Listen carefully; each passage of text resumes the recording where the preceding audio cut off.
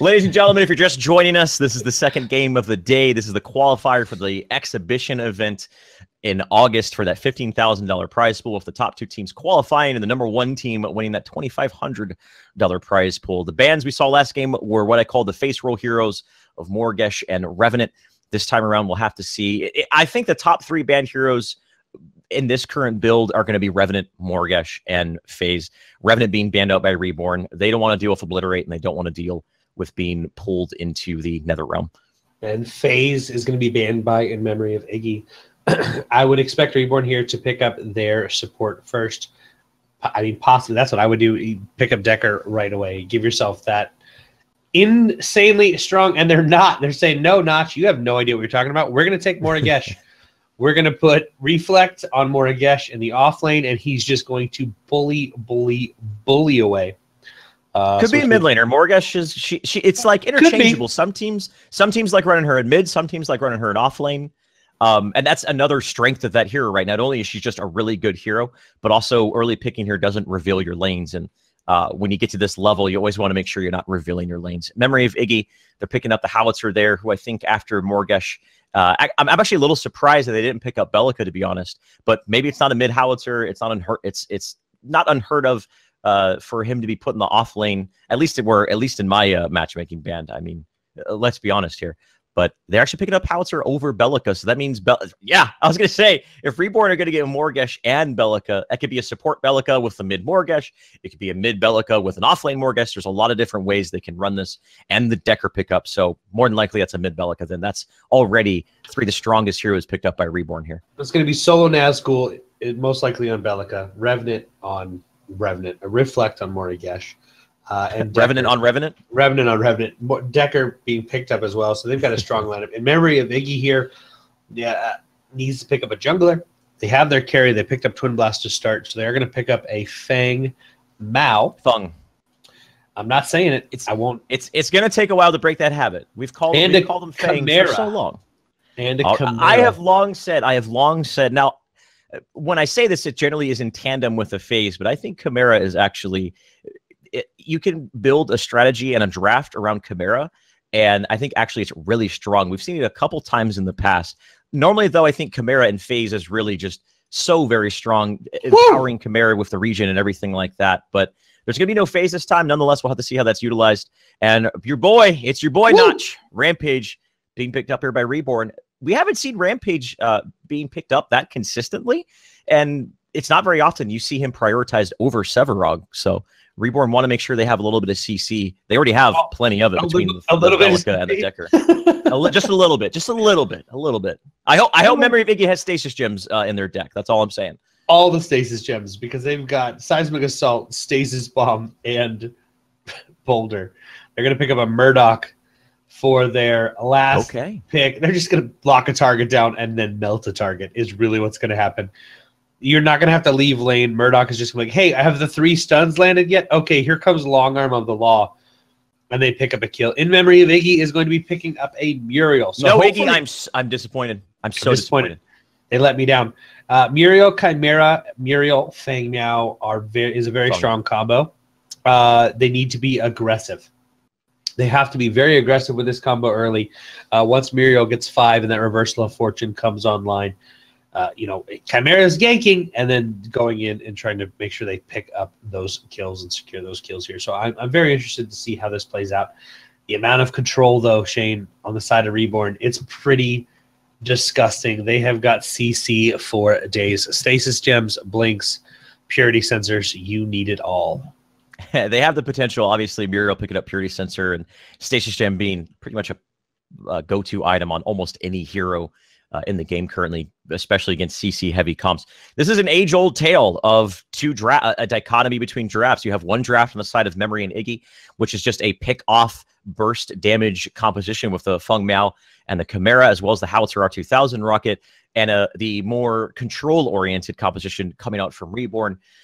What I really like about Reborn's draft specifically is they have the Decker, who obviously is known for accenting wombo combo sort of drafts. Their draft really isn't wombo combo. It's more CC based. And if Decker, now this isn't expected at a Master Splinter, but if he doesn't have the best game and he doesn't land the biggest containment fences, they still have other means to secure kills.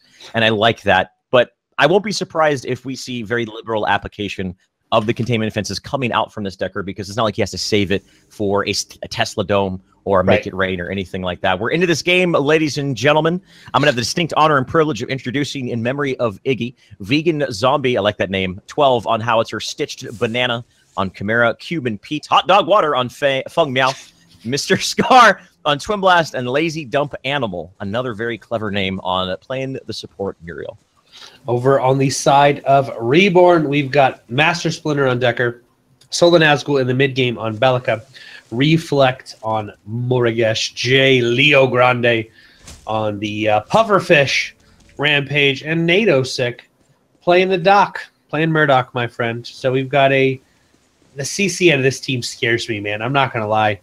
I'm nervous. If I'm an offlaner, if I'm Cuban Pete, I'm worried from a boulder from the fog wall. I'm worried about a stasis bomb, and I'm worried about NATO 6 just popping off shots, shotgun blast to the face. It's actually very scary offlane position right now. On the other side of the coin, they have to be concerned about Chimera ambushing in a call on top of a Earth Shatter from Feng Miao, and whoever that's going to hit, I think the only exception is maybe J. Leo. That target is going to be damn near dead. So yeah, it's going to be all down to who's able to pull off the strengths of their respective draft better than the other. As far as laning goes, I mean, the matchups I think are pretty even. Morigesh, obviously, she isn't quite as strong as Wave Clear and also sustain defensively. Twin Blast has a lot of harassment with the grenades. Obviously, Muriel can harass quite a bit as well. So as far as the laning goes, I actually think that Reflect could get punished if he overextends here. He's got to be careful about that. But he does actually doesn't have any dummy wards protecting him. So I would love to see Stitch Banana try to punish Reflect on this Morigesh, especially with that lack of vision that they have currently. I want to take a minute here and talk about the mid lane, and I want to talk about Solo Nazgul's play. Solo Nazgul is being very, very... Oh, Cuban's in trouble here. He actually went in. He almost got 1v1 potential on the NATO, picking him off. I think if NATO gets one more auto attack, Cuban does... If he has Reaping Dash, he might be able to get away. Master Splinter trying to do what he can. Conversion Shield, Reaping Dash away. And he does go down, and we saw in the mid lane as well at the same time. Getting it. So two kills right off the bat for Reborn there. That was actually pretty... Cuban Pete almost pulled off the 1v2. That was pretty close. Yeah, NATO is really low. That's going to come down to Master Splinter landing those stuns and doing what a support does and making sure your carry survives. But I was going to talk about the mid lane. I want to talk about a couple cards that we kind of... They're just standard cards. Your health potion and your healer token. Solo Nazgul plays a very, very aggressive mid lane gameplay. He likes to poke. He likes to deal damage. He likes to be in your face. Now, with the rotation that came out of Leo, they were able to secure the kill. Solo Nazgul may be in trouble here. I don't think he knows Stitch Banana is right there behind him. Stitch Banana just hacking away at nothing. There's going to be a mind to knock Solo Nazgul, unfortunately, away from his team. And Solo Nazgul is going to survive. Rotation for Master Splinter there. The stasis bomb is going to land. Stitch Banana has to be careful. He is going to just head up to the high ground here. Leo is invisible. Even if he lands a stun, unless it's maybe not on Vegan. If there's a seismic assault, there is. And if there's a void bomb as well, they are able to pick up the kill. J. Leo Grande might be able to get away with his life. Master Splinter rotating off and able to get that there. I love Master Splinter, how he rotated off of the safe lane, recognizing that NATO has a minion advantage in that wave, and also NATO respectively playing a little bit more defensive than normal, as he could get killed 1v1 if he overextended, but not going to be the case. Master Splinter, what he does so very well as far as support play goes is he's constantly roaming, and this is a big hallmark of Reborn, is the aggressive. It's not necessarily your mid laner who's rotating as much. Solo Nazgul is a little bit more static than other mid laners.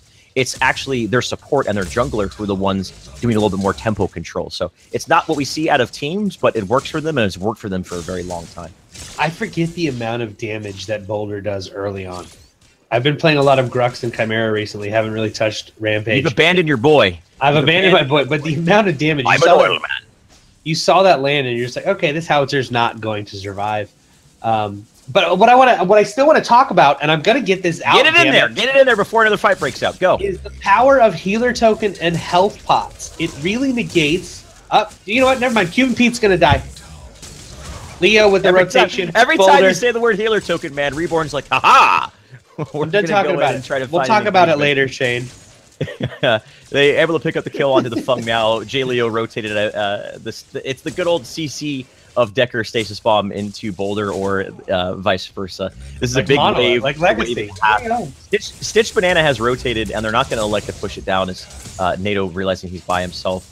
Not going to be able to pick up this tower here. Reborn is on the Dawn side, so they do want to get that tower down before the 10-minute mark, so that way they want to make sure that they opened up the map to where they can rotate to the Raptors if need be. With that being said, though, Notch, the Raptors it seems like every event, every passing broadcast that we have, the Raptors have lower and lower priority in the early stages of the game because I think teams are just simply getting really efficient at getting much more out of the map than we've seen before. Yeah, it's instead of them instantly coming online, Mr. Scare's got to be careful here. Boulder is going to land. There is going to be a bubble. Oh, Leo, about 30% he is going to get out here. Those we forget how strong those shields are early game. Solonazzo got a solo kill in the mid lane there, I believe. Decker was with him. I think they comboed that stun there, but we forget how strong those shields are coming out of Muriel mid game. Or early to mid game, they actually provide quite a bit. That's the only reason that Twin Blast survived. Another engagement here in the jungle. Cube and Pete low. He's going to get to the safety of his tower. But say the word healer token. I'm not going to because somebody will fight. Okay. We were originally seeing Raptors. Now this is Reborn we're talking about, Shane. Reborn at 9 minutes and 45 seconds. If you've watched them at all, 9 minutes and 40 seconds, Reborn finds a gank and takes Raptors. The other teams have not been doing that. The other teams have been taking Raptors between the 13 and 16 minute mark, depending on their farm and map control. But Reborn will look for an engagement between the 9 minute 45 seconds. They'll try and pick up a kill, and then they instantly rotate, and everybody takes Raptors. So it'll be interesting to see if we see that out of Reborn today, or just them farm effectively. Because NATO Sick currently sitting at 35 last hits. He's got 2 assists, 11 card power. He's farming effective as it is now. Reborn has just put a lot of priority at controlling the solo lanes between the mid lane and the off lane.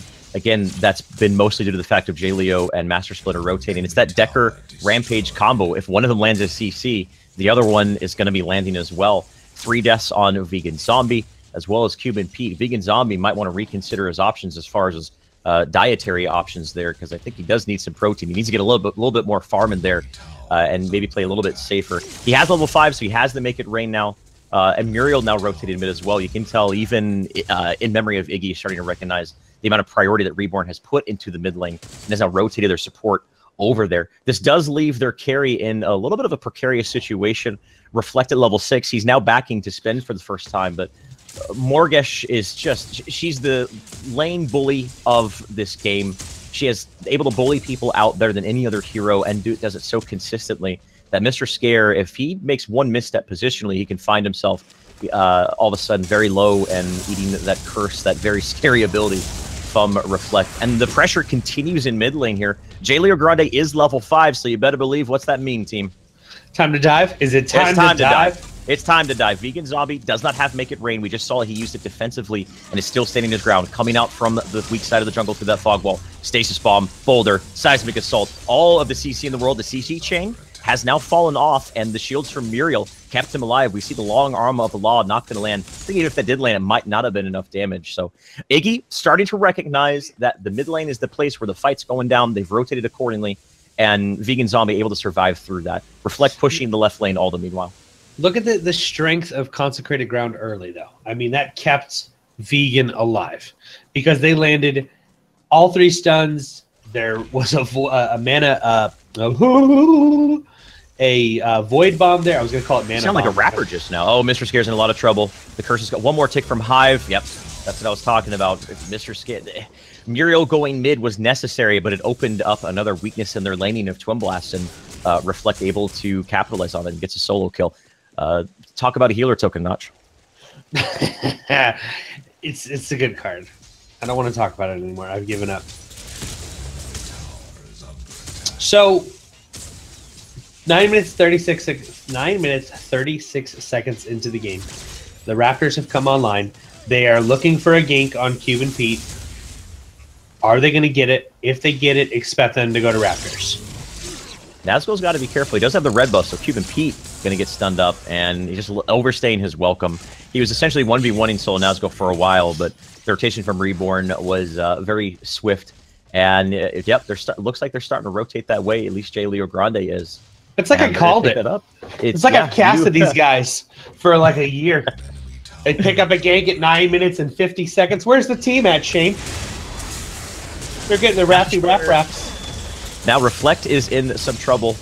Master Splinter has rotated as well as Solo Nazgul. Going to be able to get away for now as Master Splinter already has that quenching skills online 10 minutes in. That's a pretty early quenching skills. Make it rain, forcing Reborn to split themselves apart, but patiently waiting, repositioning, re-engaging as NATO goes in and lands the auto attacks. Don't forget that Murdoch has that chase ability. You can't get away from a Murdoch once you get low enough. Goes up against Vegan, and J. Leo swipes him down to get the kill. Reflect very low. Even if Reflect goes down here, this is still looking like a great team fight for Reborn. Cuban Pete trying to get some sort of consolidation prize.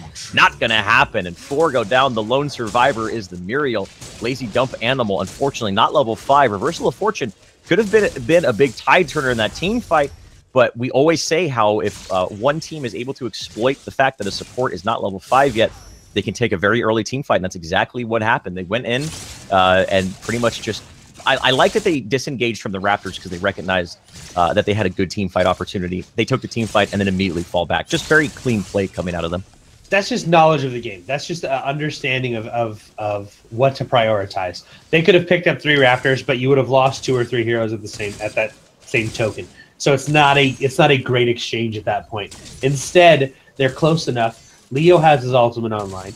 NATO has the ability to chase with, I don't remember the name of the new E on Murdoch, unfortunately. I apologize, but allows him to continue to chase and pick up those kills when they're escaping. So they just show up. Shots fired. Thank you, sir. They show up. Shots were fired. They picked up 5, and then they go get the rest of the Raptors. That's just game knowledge, and that's this team playing together for a year and a half. A year-ish. You know what I mean? Not this exact iteration, but the core of Master Splinter. Right. J. Leo... I'm sorry, actually, no. J. Leo Grande reflected Nazgul. Master Splinter was in a roster previously and then took a step away from the competitive scene. Reflect is forcing Cuban Pete to back once again. Stitch Banana is here. This Chimera, haven't really felt his presence that much. Might finally be able to pick up a kill here. An ambush. Long Arm of the Law is going to fly. It isn't going to miss Cuban Pete. So they actually are going to use their Earth Shatter. It actually misses, unfortunately. If that landed, that would have been the death of the Morgesh. But Cuban Pete, a big swing and a miss. And now the re-engagement, the boulder coming out there from J. Leo Grande is going to put the nail in the coffin for the Feng Miao. He gets taken out and looking for more. J. Leo Grande has not been forced to use his ultimate, so he might be able to ult, go in, use the instant boulder. Mid lane under siege. They don't have any minions. More so just looking for kills and posturing. Let's talk about Murdoch a little bit, Notch, because we haven't seen him that much since he has had his rework. It's been, I want to say, almost a month now since they changed up his kit. We haven't seen that much of him.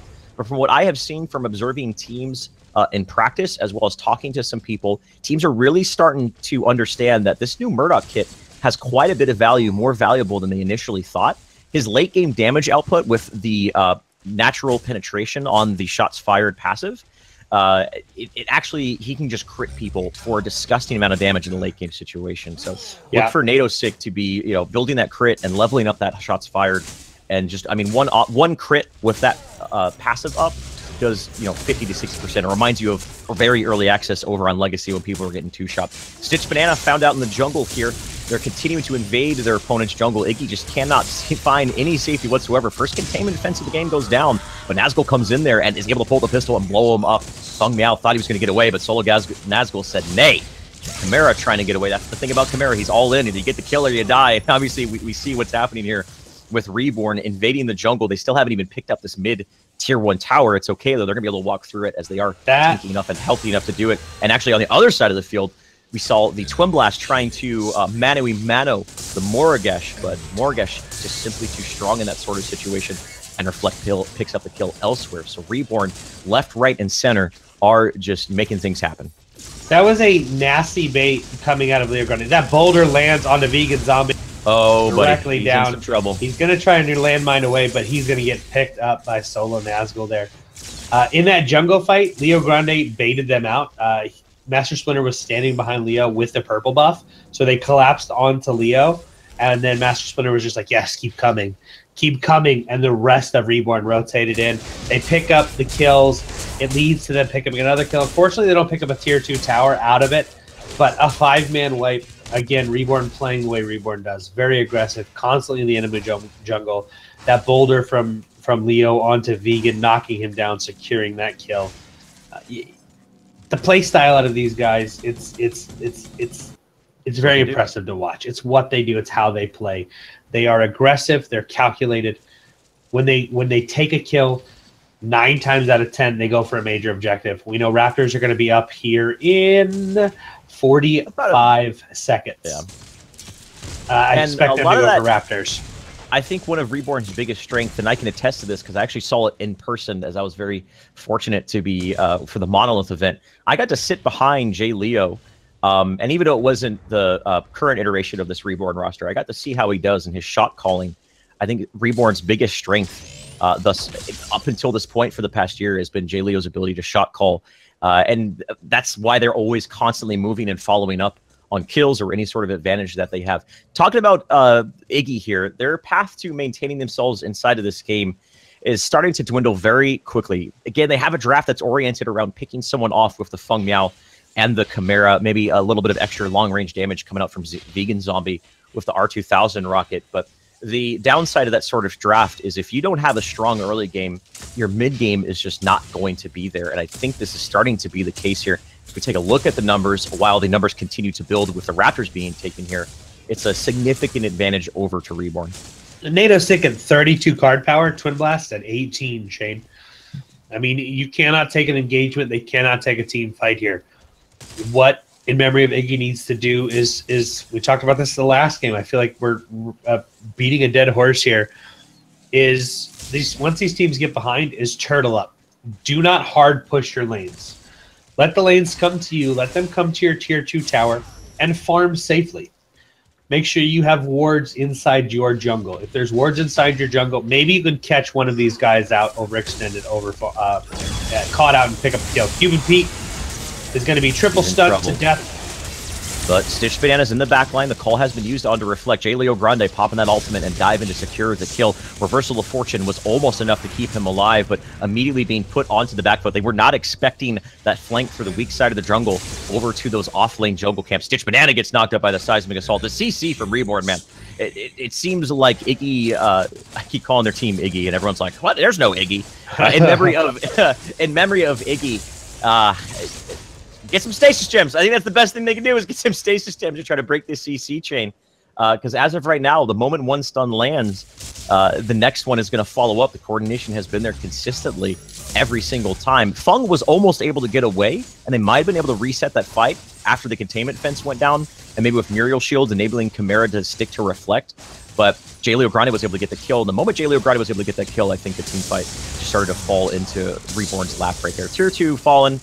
That is the jump pads down. NATO Sick is on the other side of the field pushing, and you can't ever discount the global presence of Murdoch. That's something that people tend to forget, myself included, because we don't see Murdoch as much as we used to. He can still help contribute in team fights with Long Arm of the Law from the other side of the field.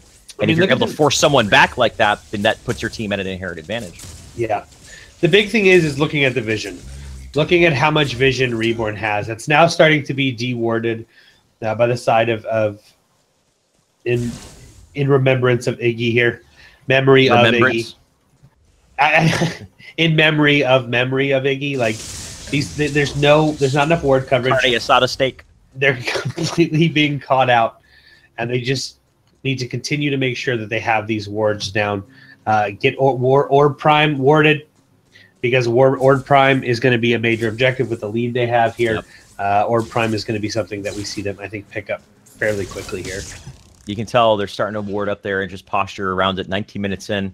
We've seen very early Orb Primes before. I would say this is a pretty moderately timing Orb Prime, but the response from Iggy, this is a catch-22. They don't want to give this up, but at the same time, they're at such an economical disadvantage that it's hard for them to contend, especially this sort of path that you take into this choke point. You see Stitch Banana immediately gets stunned up. It just gets taken out. With J. Leo Grande and NATO Sick pretty much just taking The Orb Prime by itself, that's what we see teams do. You don't see teams do a full 5-man against it. They wait until they're able to 2 or 3-man it, and the rest of their team just pretty much zones, and that's exactly what happened. Prime card's activated. Right lane seems to be the choice here as Reflect is already pushing out. And with no Chimera on the field, he'll be up in 18 seconds, but this is going to be a very, very difficult hold for In Memory of Iggy. And right now, I mean, the team of Memory of Iggy is very symbolic of Iggy's state on Monolith. So we've got the push happening here. They've got the CC. They've got the control. Leo Grande does have his ultimate online. If he wants to dive, that's exactly what he can do. People out, but not much follow-up. I think it was more so used to try to isolate them away while they focused down the inhibitor, but they weren't able to follow through. Next creep wave, though, is this inhibitor sure to fall with only being 25%. In remembrance of Iggy, the priority here is not necessarily the inhibitor, it's just not losing the game. Boulder actually does miss, so a uncharacteristic misplay or uncoordination on the CC.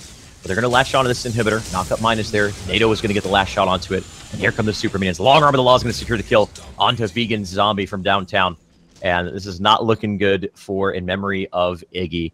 And they are going to fall back. They're not going to go for a Team Finesse style core push. Instead, it looks like they want to take more map control. And they're playing conservative and smart, but that's the style they've been playing all game notch. And look where it's got them. I mean, it's got them one step closer to a victory here with Orb Prime still being on. Minions just have it. Visual bug. Orb Prime being offline here. 1 inhibitor down. Minions that were stronger than before now on the map. They're taking river buffs to deny them that. They're also, are they going to pick up some farm here? I don't think there's anything much to farm in this jungle. I'm watching Reflect. He's got a purple buff. I don't know what he's doing here. He's just waiting for it. He's just getting vision. Does he have enough damage to do a hive into a march into an ult? Like, can he let not with the green buff? There's 3 there. I don't think he can do it. They know he's there. The jig is up. They're gonna have to get away. Okay. I was gonna say if Reflect goes for a kill, that would have been pretty greedy. He needs a little bit. He can't go in 1v4. Maybe he can. I don't know. It's Reflect. He can. It's Reflect. The power of the salt running through him empowers him. The saltier he is, the better he plays. That's just a fact. Twitch.tv/.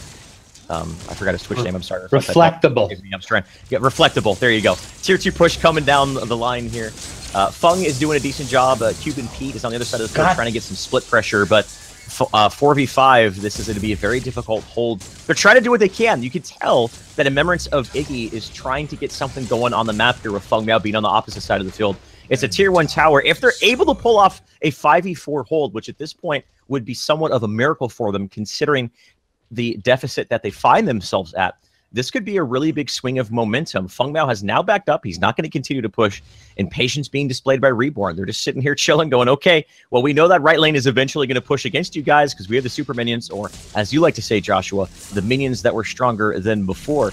And they're just going to do the eventually wait for them to force someone back from Memory of Iggy. There's the stasis bomb, Seismic Assault, Boulder, and there they go. That's the 1-2-3 KO that we've seen time and time again as we hear the commensurate sound effects coming out. J-Leo's in trouble. Honor the Pure, as well as Quenching Skills, is going to give them enough time to pop the ultimate Star Region inhibitors going down. They're all clumped up inside of this, and I'm not sure what they can do. NATO Stick is just sitting there like shooting fish in a barrel, ladies and gentlemen. 4 go down. Only Stitched Banana to defend the core, and I do not foresee any possible way for In Memory of Iggy to put up a defense here. Stitched Banana, I think he's just backing underneath his core. I think they are very fully aware of the situation, and that's going to be Reborn winning this game. Official game time is going to be 23 minutes and 50. Oh, stand by, maybe not. We'll wait for the official game time here as they fall back to get the kill. 24 minutes right on the dot. Reborn take it in a very Reborn-esque way. What you guys actually heard was that was an actual brain fart. I saw the boulder, I saw the seismic assault, I saw the stasis, and it was an actual brain fart. It was the amount of damage onto that howitzer was bonkers. He was dead. Congratulations to Reborn picking up. That was a flawless victory. That was a flawless victory. I don't think they died. They also did not lose any towers. They lost their tier 1 at the end. Oh, I lied. That's right. One safe lane. As you call him, and so Zeke it wasn't a perfect game, but it was a Mao. no-hitter. It wasn't a perfect hit. It wasn't a perfect game, but it was a no-hitter. They're going to pick up that victory, and they are going to move on. Guys, Hello. Thank you guys, as always, for supporting Paragon Competitive League. I know some of you were watching and said, hey, what do these teams get? First and second place will be flown to Epic. They get flown on a flying metal bird from wherever they're at to North Carolina to play in the exhibition. The place where Flight was born. Yeah. Enough. To play in the exhibition match. And it's like, hey, what's cool about that? One, it's the first ever LAN event that's going to have 4 teams in it. One from Eastern Europe, one from Western Europe, 2 from North America. You also have the potential of winning $15,000. You know how many chicken nuggets you could get with $15,000? Oh my Lord, dude! Unless you get that like Applegate organic, and then you get like 10. It's a lot of. That's very expensive chicken nuggets. But it's a big deal for Paragon. It's the first event of its kind. Thank you again to Epic for allowing the PCL to run the qualifiers to this exhibition event. Thank you very much. A lot to us. It's been a fun journey for the past year and a half. A fun journey. A fudge mother. I'm out. I've hit my pinnacle of casting. I'm Up next, Jack and I will be casting the rest of today's games on Competitive League on this particular channel. Shane's going to be moving over to casting. Man, I'm good. Guys, we're going to take, I know we just did this, but we are going to take a few minutes here. We're going to set up another game. Thank you for watching and supporting Paragon Competitive League. We'll see you guys in just a minute.